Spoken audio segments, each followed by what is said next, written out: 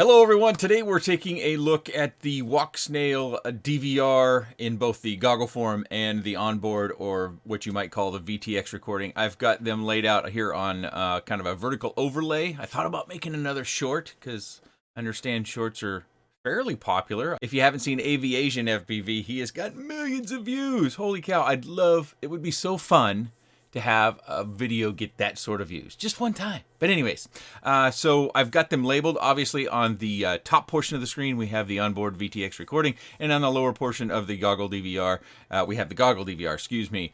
I don't see much difference. Of course, the vTX recording is 1080p. The goggle DVR is 720, so I've resized them to make them look the same as far as size on the screen, give them equal real estate for you to be able to get up close and personal with. As we get the footage rolling here, one of the reasons why I have just featured the onboard recording is because the onboard recording is more consistent. You see that we're already getting out of sync in this flight. It just doesn't take long for the flight to get out of sync. I've got an audio camera that is synced to the, I do a clap like they do in movies. I don't have a clap board or anything. I just put my little catcher signs, you know, number of fingers down in front of the camera, and then I clap my hands, and then visually I sync my hand clapping together when it comes to the video editing part, and I set them all to be the same, and then they should sync up. But you can see that, you know, they don't sync up. So that's something that I've seen before. One of the reasons why I was big on the Orca goggles, at least for the purposes of channel, in the analog days, or we're still in those days, I guess, to some degree, we just have more options now, was consistency in the DVR, getting 60 frames per second. Even though both of these claim to be 60 frames per second, we're obviously seeing some difference, whether it's, you know, just not recording every frame or recording secondary frames, something to where when I put them into Adobe Premiere that it kind of has a fit about keeping them sync. So that's one of the reasons why I've been using the onboard or vTX DVR recording in my videos. Plus, I just don't see much of a difference. Of course, this is a different flight. This is the Happy Model Moblite 7 WalkSnail edition, which I don't think I used this flight. I think I pulled in some different flights. I tried a number of different flights because I thought maybe I just had file issues in recording, so I would pull in different flights to try to get them synced up, and I found them to be the same when it came to the vTX or onboard recording and the goggle recording. They just didn't sync up. There weren't the same amount of recording frames or what have you inside the video to where they would sync up in Adobe Premiere. Of course, the vTX is recording at 1080p, which when you just look at the file, you know, it shows 1920 by 1080.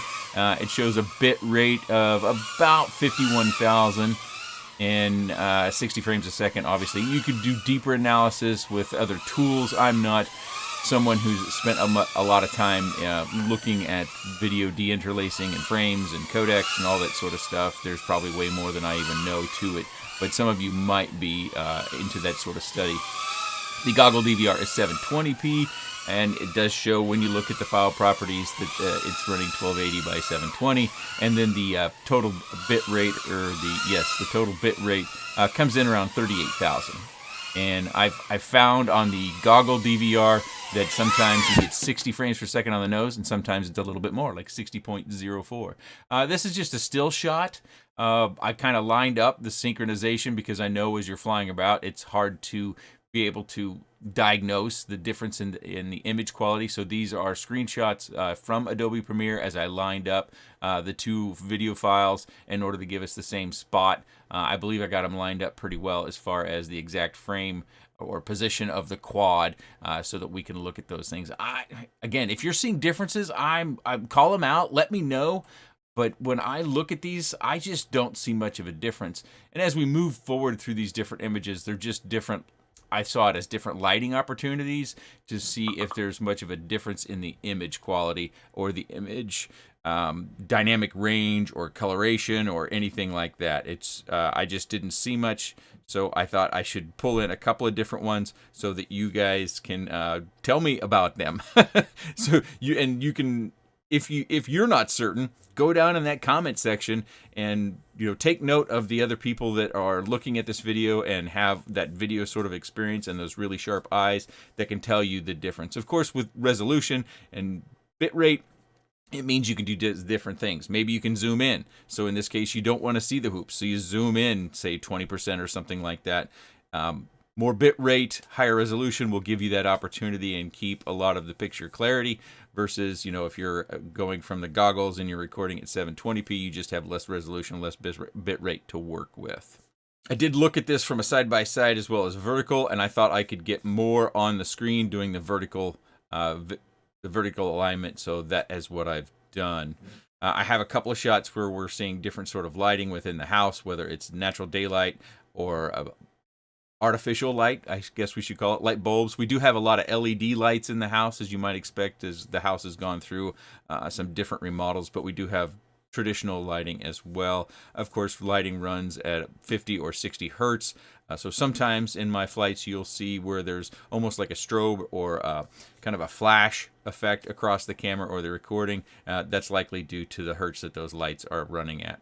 Again, if you're looking for the differences between these two, study it to your heart's content. Go down in the comment section, see what other people are seeing, have a conversation. I'm interested in what you guys find because I don't think that I am really sensitive to these sorts of things.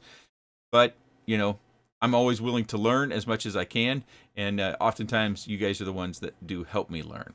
If you have any comments, questions, suggestions, or otherwise, please let me know in the comments section below. I appreciate your time, and thanks for watching.